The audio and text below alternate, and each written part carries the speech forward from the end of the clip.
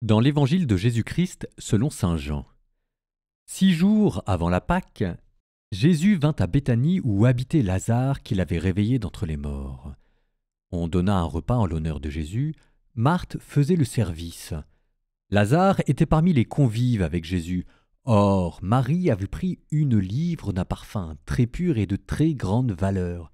Elle répandit le parfum sur les pieds de Jésus qu'elle essuya avec ses cheveux. La maison fut remplie de l'odeur du parfum.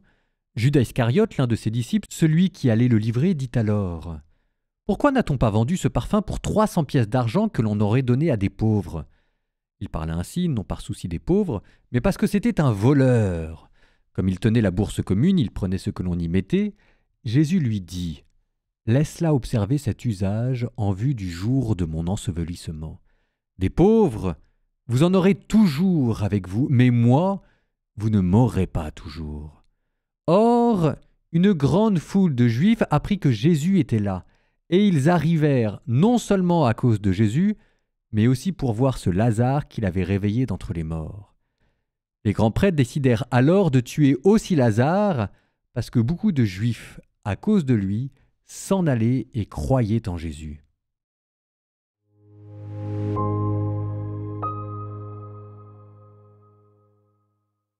Dans un des locaux d'Emmaüs en Afrique, on avait retrouvé un jour une cache d'armes.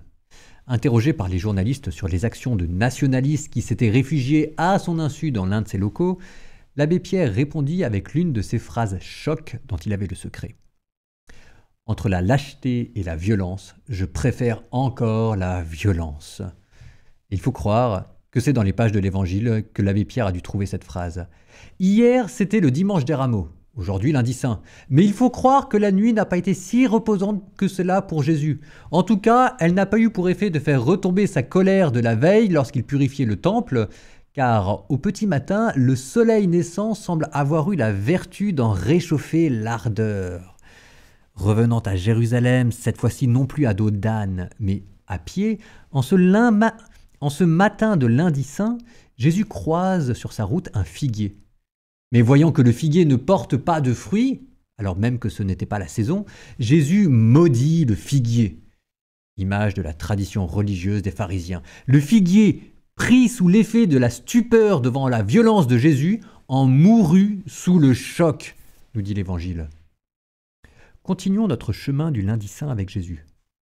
Après la purification du temple la veille, après la malédiction du figuier au tout petit matin, c'est maintenant la confrontation entre Jésus et les pharisiens.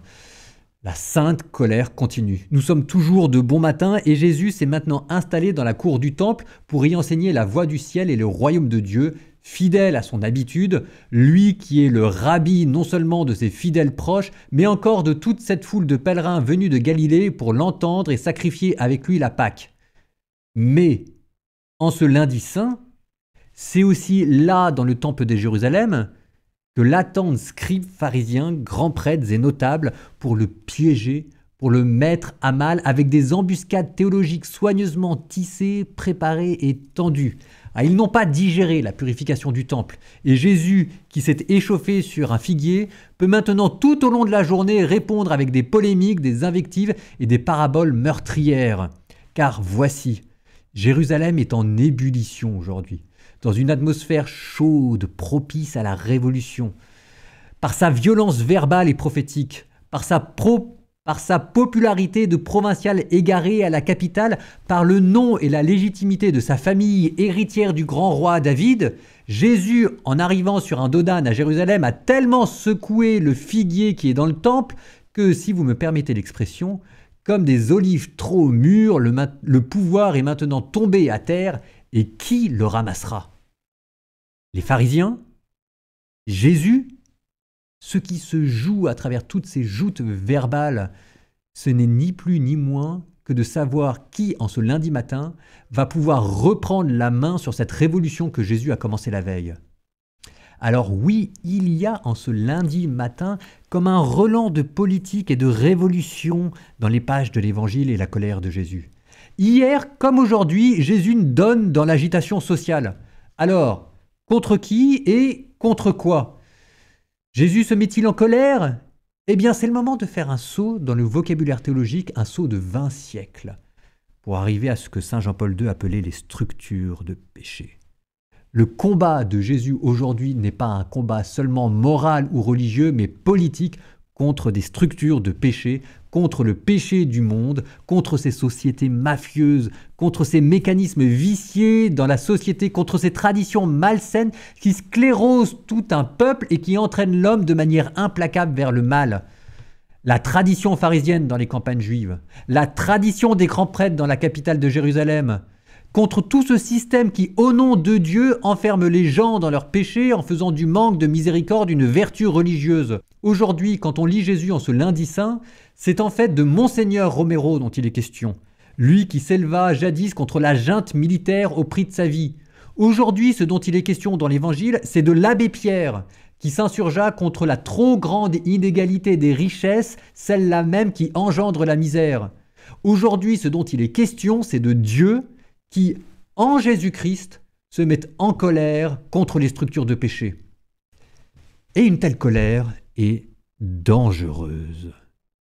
Pendant le carême, nous avons l'habitude de lutter contre le mal, contre le diable, contre la chair, contre nos péchés. Mais imiter Jésus, c'est aussi se dresser contre les grands de ce monde. Et cela est beaucoup plus dangereux. Est-ce un hasard si l'évangile du jour dans Saint Jean est justement ce passage où Jésus prédit sa mort? Écoutez-le et là encore, retrouvez Monseigneur Romero et l'abbé Pierre derrière ces paroles.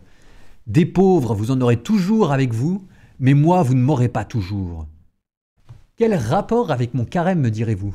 Mais tout! Ce que Jésus vous propose aujourd'hui, c'est de terminer votre carême en beauté, en élargissant votre combat spirituel aux dimensions de la société, en donnant à votre vie morale une portée politique.